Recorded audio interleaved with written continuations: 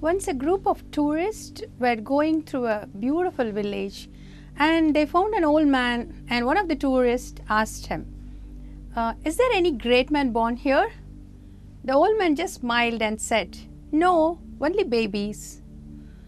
Yes, it's true. Leaders are not born, leaders are developed. And many of these leaders allow themselves to be developed through challenging circumstances. They push themselves to all these circumstances and allow them to develop themselves. The Joseph, one of the famous personality in the Bible, is one such leader who allowed painful circumstances to mold him, to change him, to transform him. Job said, when God has tested me, I will come forth as gold. The same way, Joseph came forth as gold after God finished testing his life. He came forth as a man known for humility, empathy, sincerity, and he became a great leader. Leaders are developed through many circumstances, but Joseph was developed through pain. Joseph lost his mom at a very tender age, and then because his father favored him and he had a lofty dream at age 17, his brothers got jealous on him. They wanted to kill him, but instead ended sending him as a slave to a far-off country. He went as a slave to Egypt, and he was sold to a famous person called Potiphar. And there he remained so faithful. And one day his wife tried to sin with him, and he stopped it, and because of it he was thrown into prison. And even in the prison he languished for many years. So after being separated from his family for 13 long years, one day he could interpret the dream of Pharaoh, and because of which he became the prime minister of the whole Egypt, the next in command of king himself. So his life is an example of how God molded him through different ways, through pain mainly. And if you ask me one word to tell the full essence of Joseph, I would say he was 100%er. He gave 100% to everything his hand got hold of. He was faithful in little and he was faithful in big. When God handed him little things, he was faithful in that. And when God handed him bigger things, he was faithful in that. So he was a man known for sincerity, faithfulness, integrity, and he came out through his challenging circumstances as a great leader. Joseph was faithful when he was a slave. Joseph was faithful as a shepherd. Joseph was faithful in the king's palace. Even when Potiphar's wife came to seduce him, do you know what he said? How can I do this and sin against God? He kept God in front of him. He did not tell that I'm doing something against your husband. He said, how can I sin against God? Because God was always in front of him. He did everything for the glory of God. That's why he became a great leader.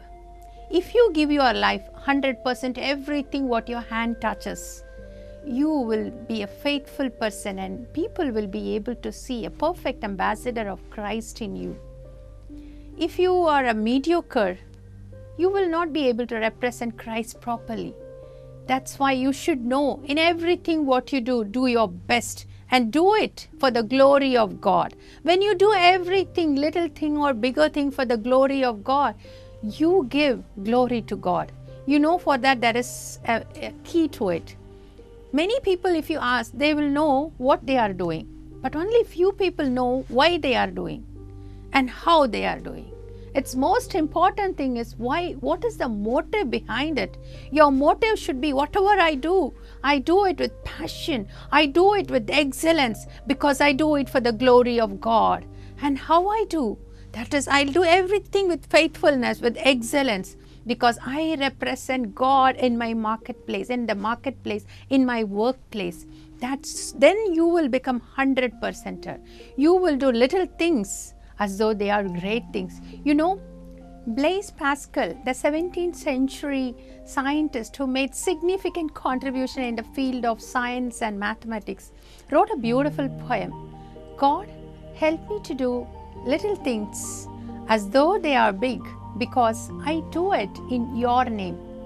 And help me to do bigger things as though they are little, because I do it with your power. That is the key. Doing little things as though they are great things, and doing great things as though they are little. Give 100% in everything. Be excellent in everything. And Joseph was excellent in everything.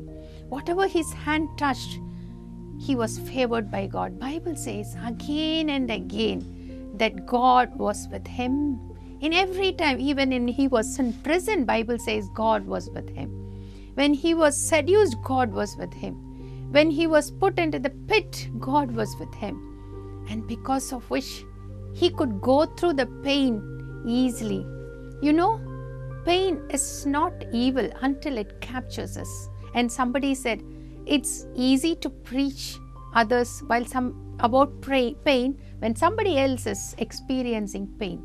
But it's always good when you are experiencing pain, never doubt the character of God. Joseph never doubted the character of God.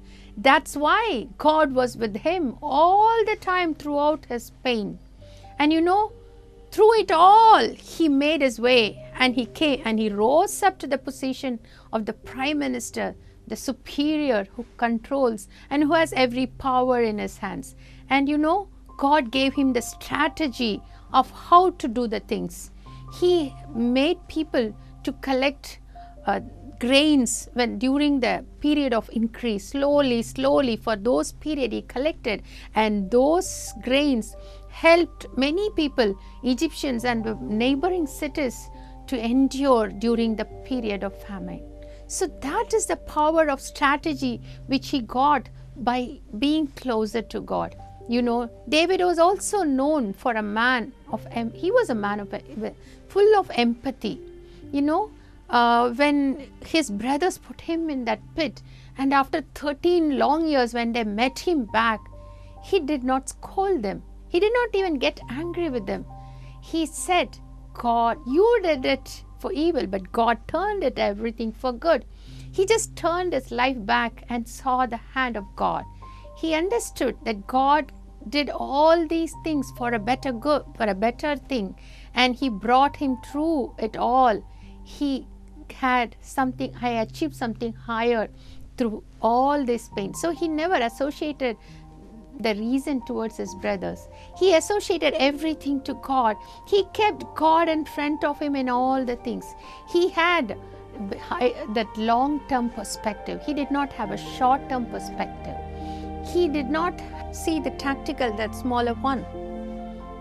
Actually, God's goals are strategic. It's long-term. Have you seen the redwood trees? They take a long time to grow, but they grow stronger. But if you see the bamboo, they grow fast, but they come down fast. Right now, are you in that period where Joseph was there? Do you feel that your abilities and gifts are not at use? Are you in pain? And you feel that every circumstance is coming against you? Might be you have to hold on. If you don't allow the pain to capture you, God can use it and turn it for a greater good. He can develop a great leader out of you. Just wait and learn to be under His mighty hands. He shall lift you at the right time.